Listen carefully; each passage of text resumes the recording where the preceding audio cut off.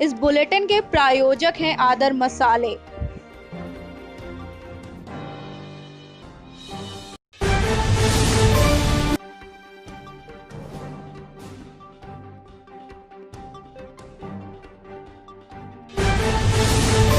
इक्कीस सितंबर 2020 को पूरे उत्तर प्रदेश में समाजवादी पार्टी की तरफ से तहसील स्तर पर उत्तर प्रदेश सरकार के विरोध में किए गए धरना प्रदर्शन को देखते हुए हमारे आप तक न्यूज चैनल के विशेष संवाददाता दीपक गुमेल ने समाजवादी पार्टी के मुलायम सिंह प्रदेश अध्यक्ष यूथ ब्रिगेड अनीस राजा के साथ एक मुलाकात में जानने की कोशिश की कि इस धरना प्रदर्शन का मुख्य उद्देश्य क्या था। पेश है ये खास मुलाकात। दीपक गुमेल की रिपोर्ट लखनऊ से आप तक न्यूज चैनल पर। आपके साथ दीपक मल और आप देख रहे हैं आप तक न्यूज चैनल। आज हम मौजूद हैं राजधानी लखनऊ में और हमारे साथ जो मौजूद शख्सियत हैं वो किसी भी परिचय के मोहताज नहीं है। जी हाँ, हम बात कर रहे हैं मुलायम सिंह प्रदेश अध्यक्ष यूथ ब्रिगेड अनीस राजा जी की, जिनके बारे में कहा जाता है कि इनका आगाज ही अंजाम है। और आप तक न्यूज में अध्यक्ष जी आपका स्वागत करते हैं। आपका परिचय? मैं अनीस राजा हूँ, समाजवादी पार्टी की युवा wing Mulayam Singh youth brigade का प्रदेश अध्यक्ष। आपसे पहला सवाल ये है कि हमारा कि सपा पार्टी द्वारा पूरे उत्तर प्रदेश में सरकार के खिलाफ चलाए गए विरोध प्रदर्शन में आपके बारे में इसके क्या कहना है? देखिए, कल समाजवादी पार्टी के राष्ट्रीय अध्यक्ष माननीय अखिलेश यादव जी के आह्वान पर पूरे प्रदेश में समाजवादी पार्टी ने तहसील स्तर पर हर जिले की हर तहसील पर ज्ञापन के माध्यम से महामहिम राज्यपाल महोदया को ज्ञापन देना था। और उस ज्ञापन की उसमें हमारी 4 सूत्रीय मांगे थी, जिसमें हमारी पहली मांग स्वास्थ्य सेवाओं में हो रही अनियमितता, भ्रष्टाचार की बढ़ती हुई शिकायतें और सरकारी उत्पीड़न में वृद्धि। उसके साथ साथ चौथी मांग हमारी थी बदहाल किसान और 5वीं बेरोजगारी। इन तमाम 4 बिंदुओं को लेकर के हम लोग महामहिम राज्यपाल महोदया को ज्ञापन एसडीएम के माध्यम से हर तहसील पर पूरे प्रदेश में प्रदेशव्यापी कार्यक्रम हुआ था। आज अगर हम स्वास्थ्य सेवाओं की बात करें तो हमारे देश के प्रधानमंत्री जो कहते हैं कि हम 18 घंटे काम कर रहे हैं, उनके 18 घंटे काम करने के बावजूद हमारे देश में आज कोरोना के केसेस 54 लाख हो गए। 54 लाख से भी ज्यादा हो गए, आज तो और ज्यादा हो गए। लगभग 90,000 लोगों की मौत सिर्फ इस कोरोना बीमारी के कारण हुई। तो सरकार इस कोरोना वायरस के खिलाफ जंग में हर तरह से हर स्तर पर पूरी तरह से फेल हो गई है। लोगों को बेड नहीं मिल रहा है। कोई कोरोना पॉजिटिव हो जा रहा है पेशेंट, अगर उसको एम्बुलेंस अगर वो बुला रहा है तो 12-12 घंटे तक एम्बुलेंस नहीं आ रही है। आप पेपर के माध्यम से, सोशल मीडिया के माध्यम से, मीडिया के माध्यम से तमाम ऐसी सूचनाएं आप लोगों को मिल रही है, हम लोगों को भी देखने को मिल रही है। 12-12 घंटे एम्बुलेंस नहीं आ रही है। अगर एम्बुलेंस आ रही है उसको लेकर के जा रही है तो वहां उसको बेड नहीं मिल पा रहा है। बेड मिल रहा है तो ऑक्सीजन नहीं मिल रही है, और अगर ऑक्सीजन मिल रही है और अगर पेशेंट कुछ ज्यादा सीरियस हो जा रहा है तो उसको वेंटिलेटर्स की सरकार मुहैया करना पाती है। ये हालात हैं स्वास्थ्य सेवाओं के। उसके बाद जहां सरकार कोई फैसिलिटीज नहीं दे पा रही है, वहीं सरकार में बैठे उनके मंत्री, उनके विधायक, उनकी ऑफिसर्स, उनके कर्मचारी पूरी तरह से भ्रष्टाचार में लिप्त हो गए। आपने देखा कि थर्मामीटर 1800 रुपए का थर्मामीटर उसको 5400 रुपए में गवर्नमेंट खरीद रही है। 800 रुपए के पल्स ऑक्सीमीटर को 1400 रुपए में खरीदा जा रहा है। क्वारंटाइन सेंटर के क्या हाल है, ना वहां पर मरीज को सही से पानी मिल पा रहा है, ना उसको सही से खाना मिल पा रहा है, ना उसको सही से दवाई मिल पा रही है, ना ही वहां पे साफ सुथराई का इंतजाम है। यहाँ तक कि पानी पीने का वहां पर स्वच्छ लोगों को नहीं मिल पा रहा स्वच्छ। क्वारंटाइन के सेंटर्स की क्या हाल है, जो इनके आइसोलेशन वार्ड बने हुए हैं उनकी क्या स्थिति है, वो भी आप देख रहे हो लगातार। कहने का मतलब है सरकार स्वास्थ्य सेवाएं देने में इस उत्तर प्रदेश के साथ साथ पूरे देश में स्वास्थ्य सुविधाएं देने में हर स्तर पर फेल हो रही है। उसके बाद हमारी दूसरी मांग जो थी, जो लगातार भ्रष्टाचार बढ़ रहा है, कुछ बातें हमने पहले भ्रष्टाचार में कही, कोरोना काल में जो भ्रष्टाचार हो रहा है उसको भी आमतौर पर हम लोग को देखने को मिल रहा है। सरकारी उत्पीड़न की अगर हम बात करें तो सरकारी उत्पीड़न हर स्तर पर किया जा रहा है। अगर नौजवान जो पूरे देश में लॉकडाउन के कारण, जो इतना कठोर लॉकडाउन विश्व में कहीं पर नहीं हुआ, जितना कठोर लॉकडाउन हमारे हिंदुस्तान में किया गया, 500 केसेस हैं, तो आपने यहाँ पर इतना कठोर लॉकडाउन किया जिससे हमारे देश में जो कोरोना फैल रहा था बहुत तेजी से फैल रहा था, उसकी चेन को तोड़ने के लिए आपने बहुत कठोर लॉकडाउन किया, बहुत अच्छी बात। लेकिन उस कठोर लॉकडाउन से आपको कोई फायदा नहीं हुआ। आपको उस लॉकडाउन करके आप उस कोरोना वायरस की चेन को नहीं तोड़ पाए, लेकिन आपने इस देश की आर्थिक स्थिति को पूरी तरह से तोड़ करके आज आपके कठोर लॉकडाउन के कारण आज देश के क्या हालात मालूम है आपको? आज देश पूरी तरह से भुखमरी की ओर है, पूरी तरह से बेरोजगार हो गया है। इस देश में रहने वाला एक एक नौजवान बेरोजगार हो गया है। 12 करोड़ लोगों की नौकरियां चली गई हैं, 12 करोड़ लोग बेरोजगार हो गए। सिर्फ यही नहीं, 2019 तक 1,89,00,000 लोग पहले ही बेरोजगार हो गए थे इस लॉकडाउन, इस महामारी आने के पहले ही। तो सरकार ये नहीं कि सब लॉकडाउन में ही सब पूरी तरह से फेल हुई है, ये उसके पहले ही फेल हुई। आप देश की हमारे जीडीपी उस समय भी 3.1 थी। आज हमारे देश की जीडीपी क्या है? आज हमारे देश की जीडीपी -23.5 है। आप की गलत नीतियों, गलत फैसलों के कारण ये सब हो रहा है। जीडीपी हमारी -23.9 हो गई है। बेरोजगारी दिन पर दिन लगातार बढ़ती जा रही है। 12 करोड़ नौजवान हमारे बेरोजगार हो गए। देश भुखमरी के कगार पर है, पूरी तरह से देश भुखमरी के कगार पर है। किसी व्यक्ति के पास कोई रोजगार नहीं बचा हुआ है। और जब प्रवासी मजदूर जो बेचारे 2 वक्त की रोटी के इंतजाम के लिए अपने घर परिवार को पालने के लिए जो दूसरे प्रदेशों में प्रवास करते थे, जब उनका रोजगार खत्म हुआ, तो वो अपने अपने गांव के लिए पलायन हुए। जब वो पलायन हुए करके अपने गांव पहुंचे, जब उनकी जीविका का सिर्फ एक ही रास्ता बचा, सिर्फ खेती और किसानी, तो आज आपने क्या किया? जहां लगातार किसान आत्महत्याएं कर रहा है, जहां लगातार किसानों का कर्जा माफ नहीं हो रहा है। आपने मुफ्त सिंचाई की बात कही थी, मुफ्त सिंचाई नहीं दे पाए। आपने बीज और उनको खाद सही समय पर उपलब्ध नहीं करा पा रहे, और किसानों का कर्जा नहीं माफ कर रहे, गन्ना किसानों का आप भुगतान नहीं कर पा रहे। किसान भुखमरी के कगार पर, भुखमरी के साथ साथ लगातार वो आत्महत्या कर रहा है। 2019 के एनसीआरबी के रिपोर्ट के आधार पर 1,39,000 लोगों ने आत्महत्या की, जिसमें से 7.5% भागीदारी से किसानों की है।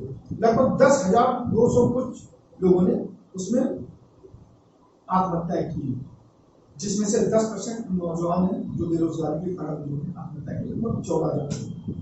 तो कहने का मतलब ये है कि जहाँ किसान परेशान है, तो किसानों को के लिए एक अच्छी नीति बनानी चाहिए थी, एक अच्छी रणनीति बनानी चाहिए थी, एक अच्छा रोड मैप तैयार करना चाहिए था, ताकि किसानों को इस देश से बेरोजगारी खत्म की जाए और किसानों को कोई अच्छा रोजगार मिल सके, या किसानों की अच्छे हित के लिए कोई बात हो सके।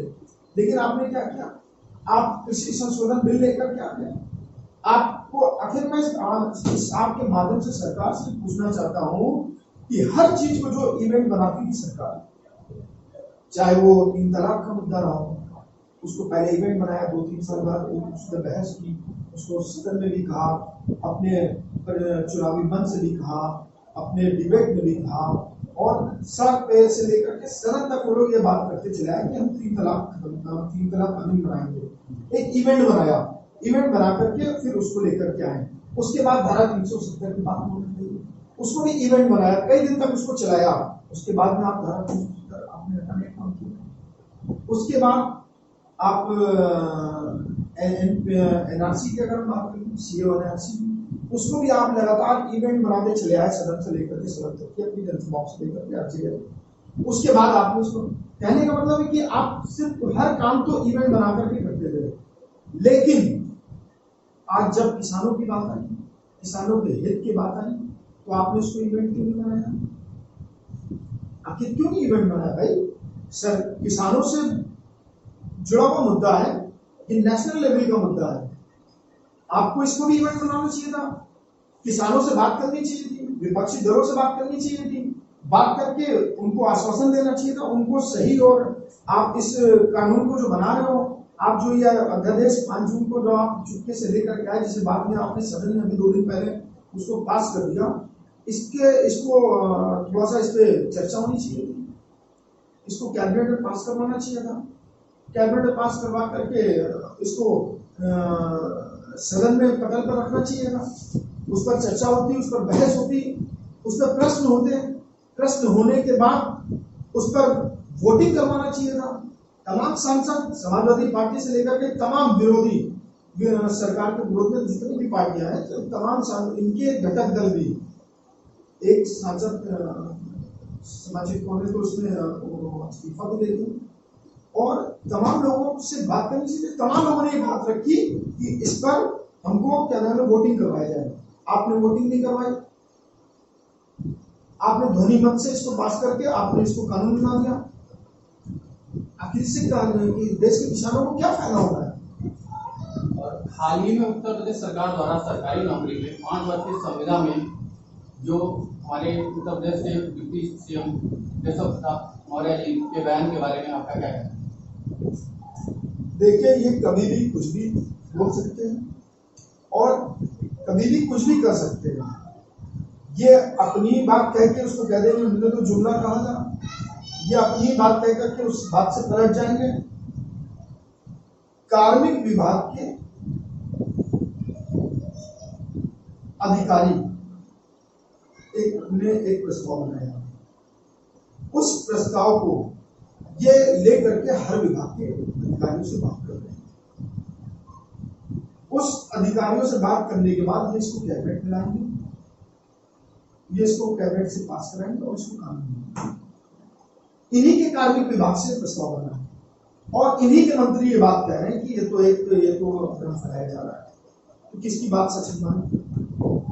इस सिर्फ संविदा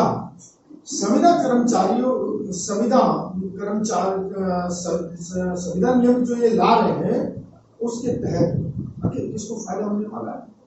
आपने कहा कि कार्य करने की दक्षता बढ़ेगी, सरकार का कहना है कि कार्य करने की दक्षता बढ़ेगी और रेवेन्यू मेंटेन होगा, सरकार का रेवेन्यू कम होगा। तो मैं पूछना चाहता हूं कि अगर इससे क्या दक्षता ये बढ़ाना चाहते हैं? जब हमारे देश में ये महामारी आई, हमारे देश में जब कोरोना महामारी आई, तो सबसे पहली पंक्ति में जिनको सरकार ने भी कोरोना योद्धा का अवार्ड दिया, कोरोना योद्धा की संज्ञा दी और ये कहा कि ये हमारे कोरोना योद्धा, चाहे उसमें मेडिकल स्टाफ हो, डॉक्टर हो, वार्ड बॉय, नर्सेज हो, या उसके सफाई कर्मचारी हो, या पुलिस विभाग के छोटे कर्मचारी हो, या सीएम ऑफिस के कर्मचारी या लेखपाल लेवल के तमाम कर्मचारी। तो ये कानून आखिर क्यों बना रहे हो? आप उनको चोर साबित कर रहे हो, आप उनको कम चोर साबित कर रहे हो। ये नियम अगर बना रहे हो तो आप हर व्यक्ति के लिए बनाओ, मैं स्वागत करता हूँ आपके इस नियम का, लेकिन आप ये नियम बनाओ तो सबके लिए बनाओ। IPS IAS के लिए आप नियम क्यों नहीं बना लो? PCS PPS के लिए ये नियम क्यों नहीं बना लो? सिर्फ समूह खा और गा के कर्मचारियों के लिए आप ये नियम क्यों बना लो?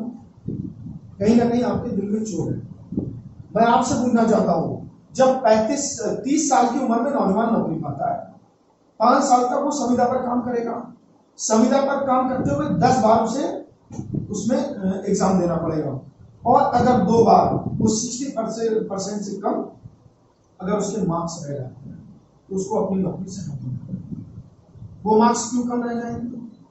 अगर उसके ऊपर का बैठा हुआ अधिकारी जिसके अंडर में वो समूह खा और गा के कर्मचारी काम कर रहे हैं, अगर उनकी आयरिंग नहीं करेगा, उनके तेल नहीं लगाएगा और उनके घर की शॉपिंग नहीं करवाएगा, इस तरह से अगर वो काम नहीं करेगा तो उसको अधिकारी अपने हिसाब से तो ये कहाँ का न्याय है? सारे नियम कानून सिर्फ निचले कर्मचारियों के लिए, अधिकारियों के लिए। तो कहने का मतलब ये है, ये जो 35 साल में अगर 30 साल में नौकरी पाता है, 5 साल तक वो संविदा पर काम करता है।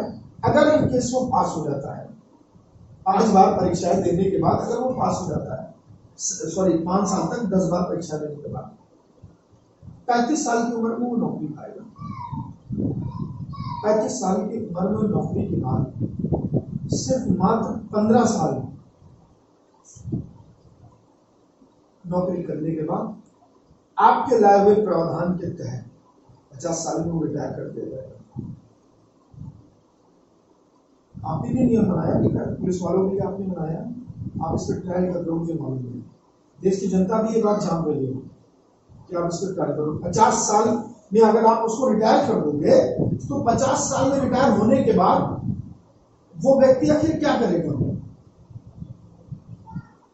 आपने पेंशन खत्म कर दी है, आप उसे कोई भत्ता मिलेगा नहीं, सरकारी सुविधाएं कुछ मिलेंगी नहीं। आखिर वो 50 साल की उम्र में अगर वो रिटायर होने के बाद आखिर वो व्यक्ति अपने घर परिवार का पालन पोषण कैसे करेगा? अपने बच्चों की पढ़ाई आखिर वो कैसे करेगा? तो सरकार एक तरफ रोजगार देने में हर स्तर पर फेल हो गई है। 12 करोड़ लोगों, मैंने भी पहले 12 करोड़ से ज्यादा लोग बेरोजगार हो गए हैं कोरोना के कारण। उसके पहले 1 करोड़ 89 लाख लोग, हर साल 2 करोड़ का रोजगार देने की बात करने वाले। इस कोरोना काल के पहले 1 करोड़ 89 लाख लोगों को आपने बेरोजगार कर दिया, 12 करोड़ लोग इसमें बेरोजगार हो गए। अब जब आप रोजगार एक तरफ दे नहीं पा रहे हो, जब रोजगार दे नहीं पा रहे हो तो 10 साल पहले किसी सरकारी कर्मचारी से रोजगार लेने का अधिकार आपको नहीं है। आप ये जो नियम, आप ये जो कानून बना रहे हो, ये जनता के हित में कहीं से नहीं है। ये जन विरोधी कानून सब आप बना रहे हो जो पूरी तरह से जनहित में हितकारी नहीं है।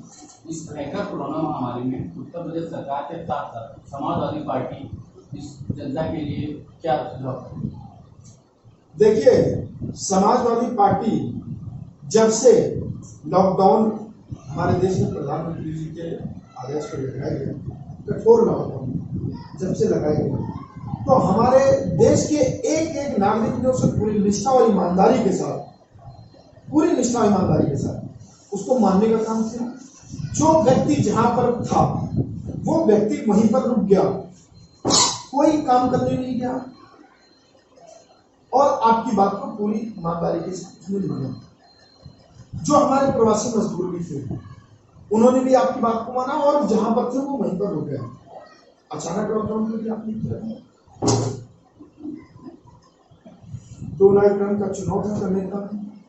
उस चुनाव का हिंदुस्तान मूल के जो वहां वोटर्स अमेरिका थे उनका यहाँ ट्रम्प को इंडिया में, भारत में बुला करके उनको ट्रम्प का प्रचार करने के बाद जो आपने लॉकडाउन किया, उस लॉकडाउन में हर व्यक्ति ने आपकी बात मानी।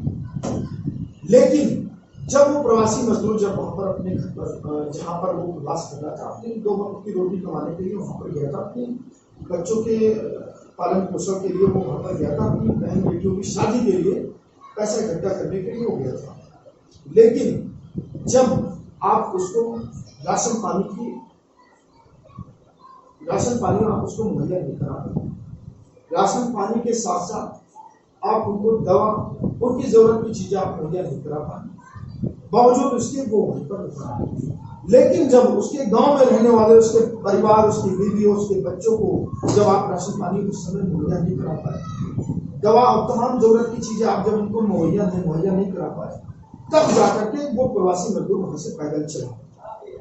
और जब वो वहां से अपने घर के लिए निकला तो आप उसको कोई भी संसाधन उसको आप उपलब्ध नहीं करा पाए।